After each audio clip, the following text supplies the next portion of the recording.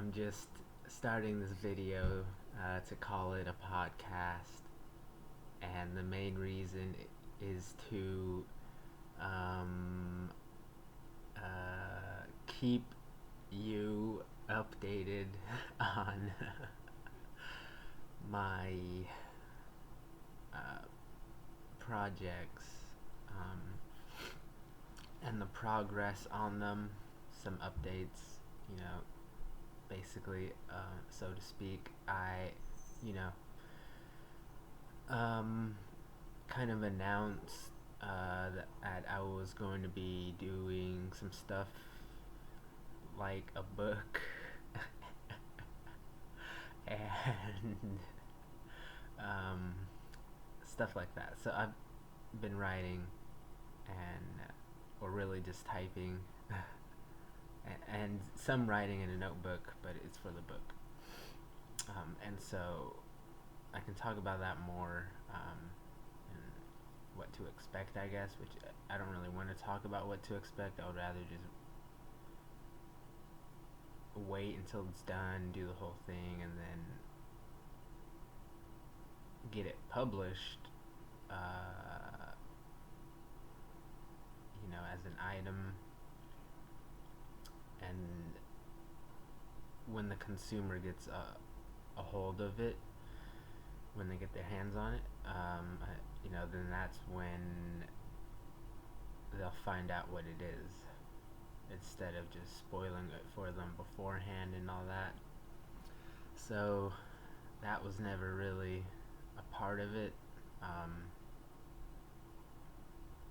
But it might turn out to be something like that, or it might come out that way, it might come to fruition that way. So,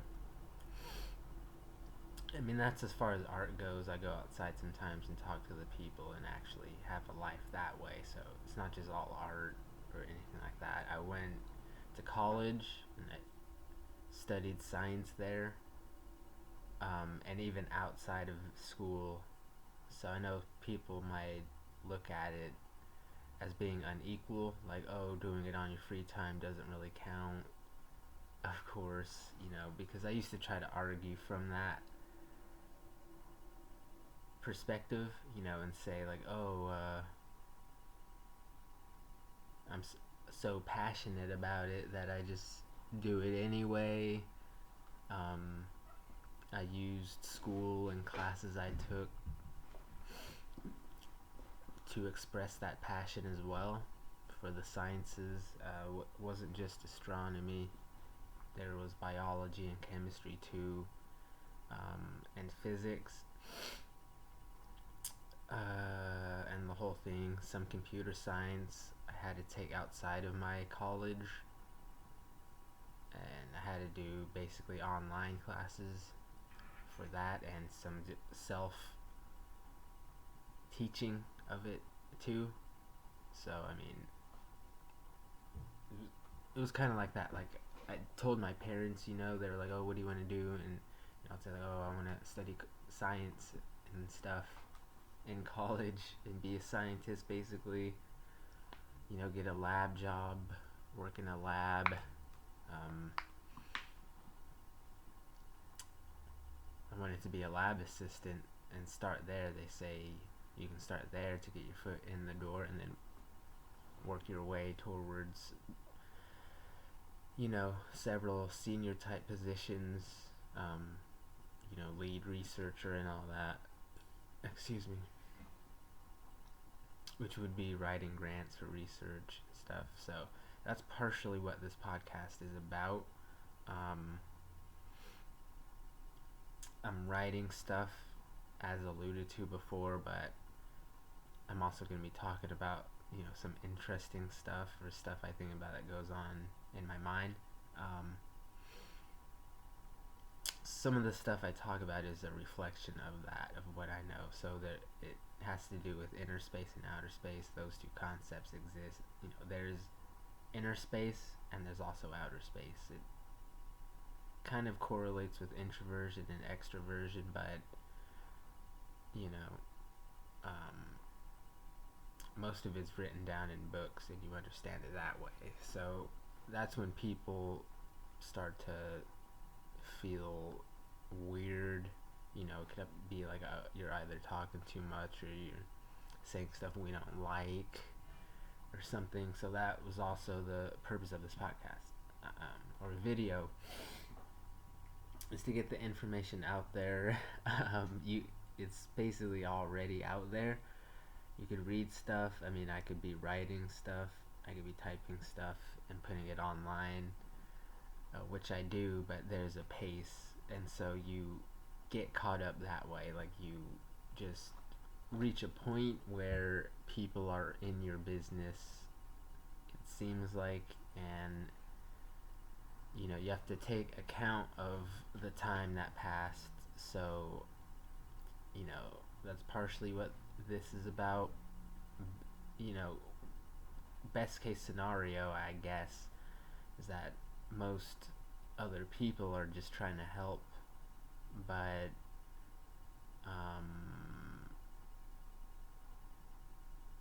when they're there, their presence could also kind of ruin it, or just throw the mood off, like depress stuff. Um, One thing I wanted to do was find a producer who can make a sunny type track with a sample, preferably, or if they could do it without a sample, or make their own sounds. Then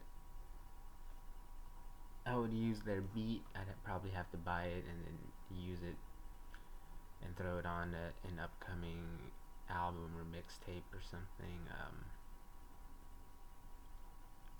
Whether it be for free or something like that, would be something I'd have to sell or something to see if I could profit from how much their beat cost, or I could just do it myself, so to speak, or see if I can make an equivalent kind of beat of the same quality. So basically, there's stuff like Graham Hancock books where he talks about the pyramids and how all the pyramids and stuff from Egypt relate to aliens. On a set, on the other hand, excuse me, because this is, I call it interesting type stuff. You might want to like refer to it as a conspiracy or something like that, but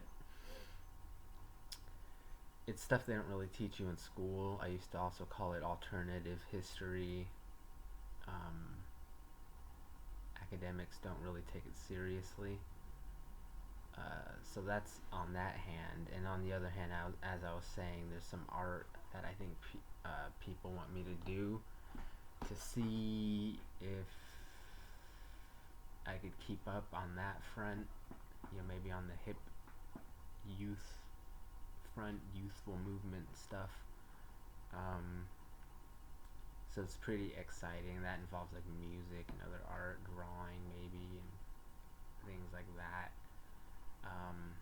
And other things that I just might be working on. So on the other hand, this is kind of all related, because I talk about different stuff, and I try to emphasize that the position I'm in is not necessarily the same position other people are in.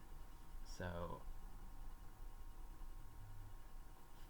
they sometimes demand stuff from me, like it's reasonable, or stuff that seems unreasonable, but I could see their thinking. I could see why they would think that way, for instance. But this is not really right. So, for example, some of the stuff that I'm gonna talk about and all that is related to what I was writing about in my book. And the point is that book is meant to be sold, and then it's meant to make questions mostly obsolete, or hopefully entirely obsolete. But knowing how things work, people will probably forget stuff, and then they'll probably bring stuff up anyway or whatever. So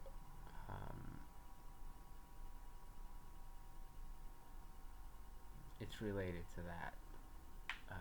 And you can't really just walk up to certain people and start talking about stuff. I mean, you kind of can, but it depends. Like, if the goal is to get laid, um, like talking about certain stuff doesn't really always work. Like, sometimes you have to introduce yourself first and all that, and there could be like a chick at work or something, but it's hard to talk to them when they're busy like that, I guess. So that's if that's the goal, but if it's not the goal, then talking about different stuff really doesn't matter or anything. So again, I'm not really trying to leak information for free and post stuff online like that. Some of these people online, I feel, aren't really deserving of any of that. That's not really what I was doing. I don't want to like give stuff away to random dudes and then they like use it to establish their own relationships with other females and stuff. That's not the goal. There's a thing where helping people becomes a social thing. Um,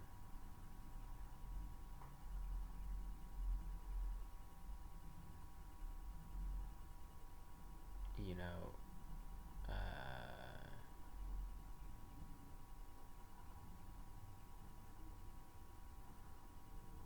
so that's not the point. It's not to give everyone like equal opportunity or anything.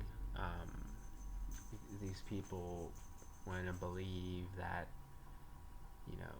they can play the same role. That wasn't the goal. I mean, Sasha Shulgin said there are no casual experiments. So there's a point where um,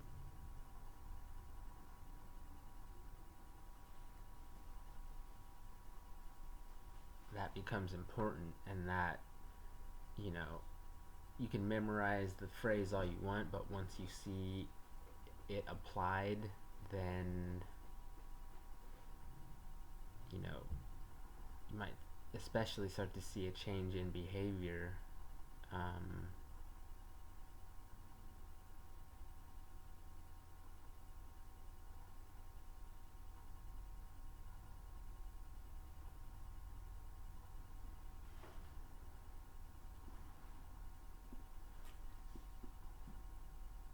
so there are no casual experiments, but one of the things that I was doing was an experiment, so to speak, and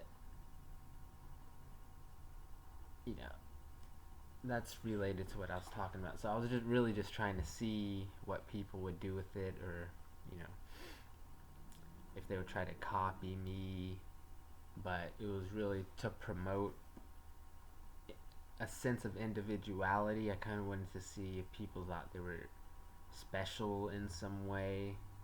Um, that's kind of how I was raised, looking at stuff like that.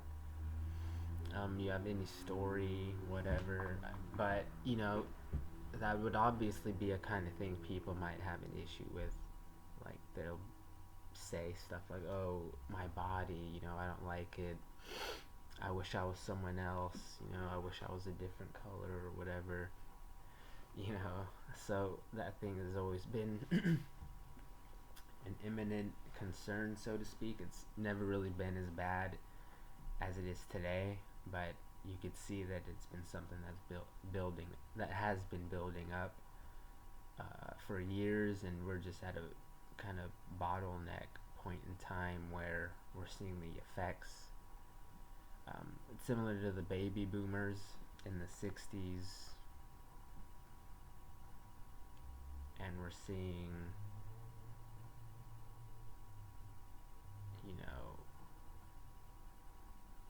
some of the effects of that, plus Generation X. It's not just overpopulation, but the baby boomers refers to periods from the 50s and 60s with connections to the 30s and 40s and their parents. So um, it's just people from the generation of those wars, post World War II era stuff, and retired veterans, and so we're just seeing them and seeing how the country treats them, etc. And the rest of it. Um, excuse me. So, you know, I know I mentioned earlier stuff about ancient aliens, like I was writing a book, and then about stuff because posting stuff online on like message boards or forums never really got me anywhere. So um,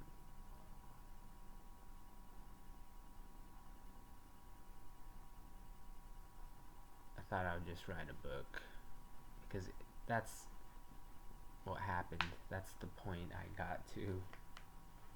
Um,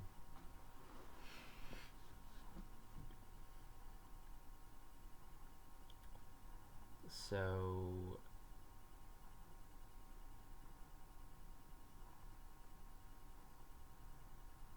there would have to be multiple different books being written. One of them, considering everything that happened and oh, some of the misconceptions people may have had, I thought it would be sensible to tell a kind of story first, kind of biography story. So my plan is to publish everything I have now, which isn't much and it isn't stuff people care about, but um, that would, do what it needs to do in terms of proving that I can write uh, in plain English and with no grammar mistakes. That's a kind of an unnecessary hurdle that happened because of some jokes that I played, one of which was like an April Fool's joke. So I tried to prank people, and then a whole misunderstanding happened. But then you realize that it's not so much a misunderstanding as it is an abuse of privilege, so to speak. So they're just, refusing to recognize that it was a joke, or that they've been pranked. So, they say it's easier to fool someone than to convince them that they've been fooled or something. Like, along the lines of that would be a good way of putting it. So, that's like people are probably expecting me to talk about like something really deep or interesting, like space or God or something, or philosophy, but then you know that's as if something like that can get you laid, because um, you could just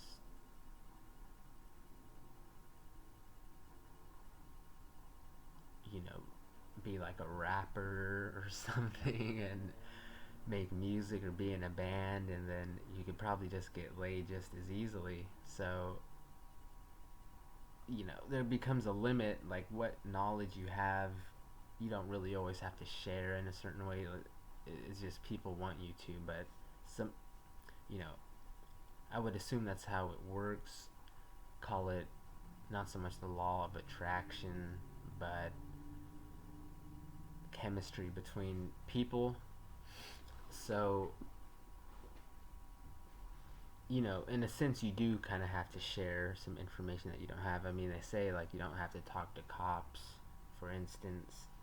Like a cop could be trying to ask you something, and I mean, you could talk to them if you want or tell them what they're asking, but whether that's the law or not kind of depends. So, like I said, you could just be like a rapper and make music or something, and be somewhat successful in life anyway, just talking about anything. Um, you don't need a car to be a rapper. I mean, that kind of just donates toward your credibility because, you know, most rappers talk about cars, money, and all that, how much girls they have. So it depends. So then people say like, oh, you could listen to like underground rap where they talk about something deep, not just like party rap or, you know, early 2000s radio rap, you know, mid to early 2000s or anything like that. Um, so in a sense, you could share like interesting stuff like, oh, I know all about the pyramids in Egypt. You know, that's pretty interesting, right? And how deep it gets, spirituality and consciousness and other dimensions and aliens, you know, and elves and fairies perhaps, and, you know, the sacred laws of music and vibrations and Fibonacci sequence and the golden ratio. So you know, you take all that, but it's in your head, so it's like, yeah, I'll write it down.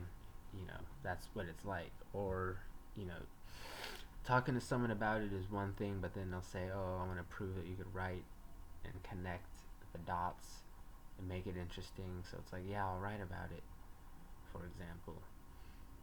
And that alone is mainly what it's about.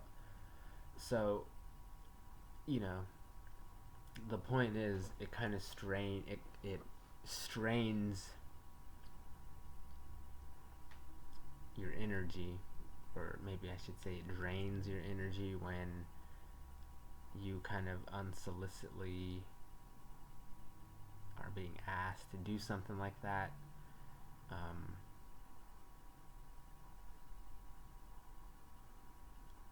or, you know, you're being solicited to do it like that. Um, so you could take any of the Graham Hancock stuff that you want and put it that way. um,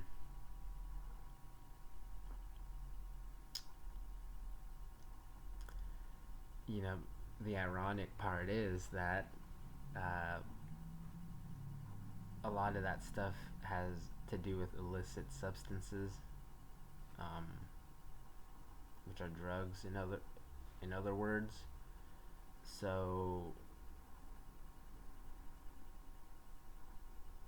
you know, it's not just like you're risking your freedom, but you're also risking your mind and your sanity. So that's another thing. Like when people find out you smoked weed or did LSD or mushrooms or anything like that, or ayahuasca or smoked DMT or, you know, peyote cactus, mescaline in other words, or MDMA, ecstasy, MDA, or any other drug, they say you could be crazy. So it's as simple as that. Once people find out you smoked weed, for instance, then they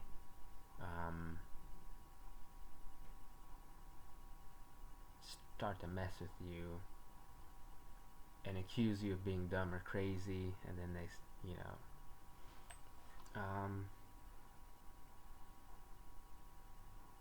just trying to make you paranoid because they know about paranoia and how it works. So they just try to abuse it.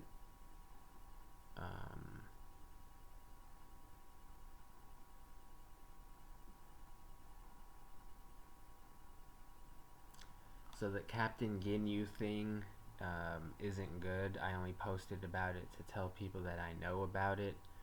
You could use any other example of switching bodies you want. There's some Aleister Crowley stuff on there, which is connected to Kabbalah, and Kabbalah is basically, you know, sacred techniques of knowledge. For instance, once you understand that, then you can manipulate the laws of nature pretty well, more or less.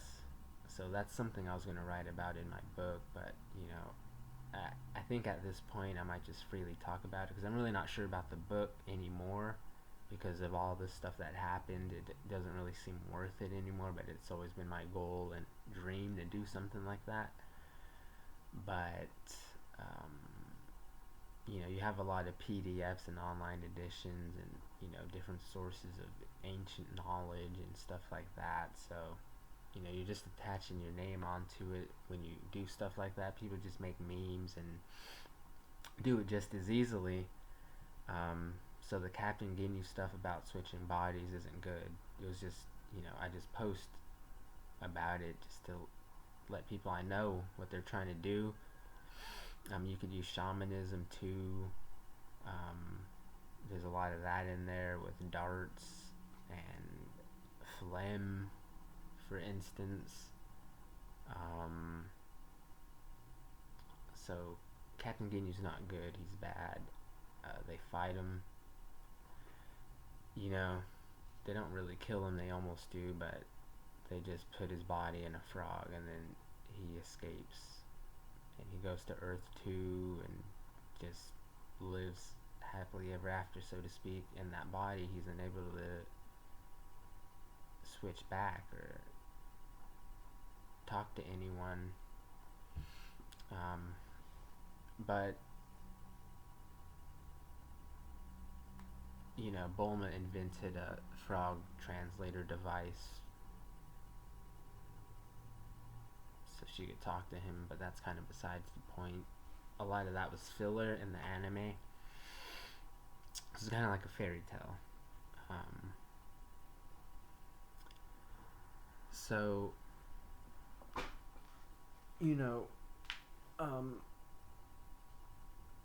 all the psychedelic stuff, I try to relate it to darts and shamanism anyway, because the shamans, use psychedelic potions. There's a connection with that and the mushroom, but I guess it's about being efficient with your words, because people just don't believe you. So that's what the darts are. That's why I'm trying to be, I guess, a good guy and tell them about darts, because it's like, hey, I did LSD and saw God, or I did mushrooms and saw God or something, but then someone doesn't believe you, so you have to say it in a way that makes them believe you, or makes them act nice towards you instead of being mean or something. So that is where darts come from. And I'm the person basically who popularized the psychedelic stuff, being connected to Jewish stuff, Jewish literature. I pointed people in the direction of what authors to read there. So there are only a few. I mean, it's kind of a direct line of ascendants, and their like the ancestors and their descendants. There's a line of rabbis, and then their sons, etc. So it kind of goes that way.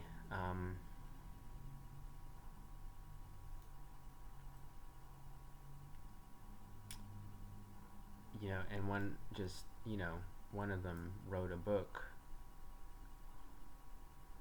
basically helping other people out, seeing the connection between reality and what it says in the Bible, basically. The Bible isn't the only ancient text or anything related to that. You have the Hebrew Bible, which is one of the main ones.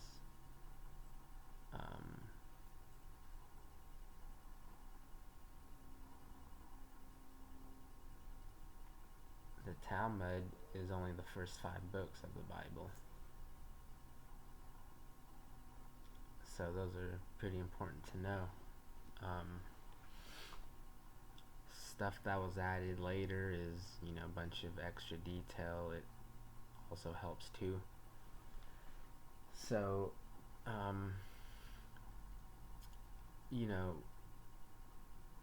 some of it is literal and physical, but some of it is also kind of spiritual, which is legitimate as well, and not just allegory or anything. So when someone says like they've been abducted by aliens, it could mean a certain thing. Smoking DMT and getting a UFO experience kind of puts you in a unique spot that way by saying that you're lucky and thankful enough to be alive and be the person you are, and you know the person who was in the right place at the right time and managed to smoke DMT or eat mushrooms or you know drink the ayahuasca tea. Um, so that's just saying that like, oh, I'm thankful to be alive and who I am and stuff.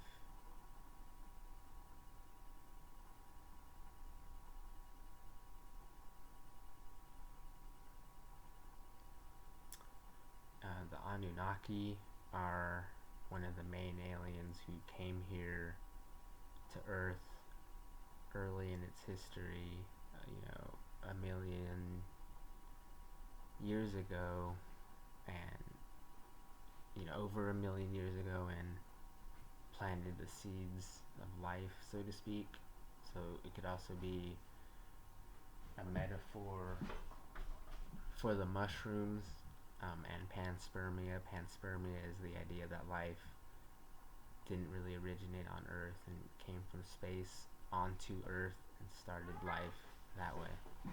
So I'll continue this later.